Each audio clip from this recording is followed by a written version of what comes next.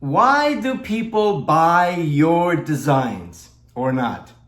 Listen, people do not buy your designs. What they're buying is the feeling that they feel, that they experience when they're wearing your design.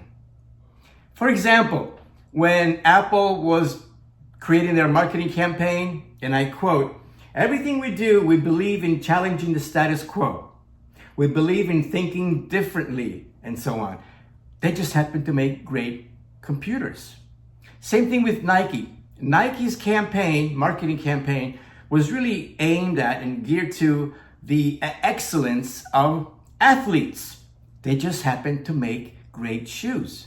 So from a designing standpoint, think of that famous golden circle by Simon Sinek. It's his famous TED Talk, right? Where he discusses what you're making, how you're making it, why you're making it. Why are you designing what you're designing, right?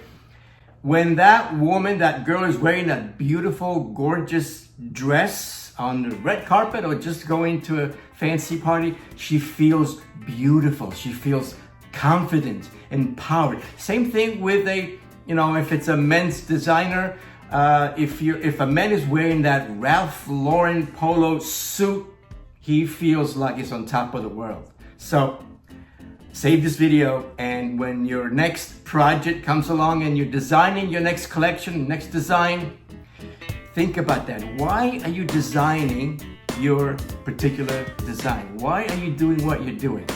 Okay? And by the way, it's all in the book. Get it so you have it on your desk. Check it out.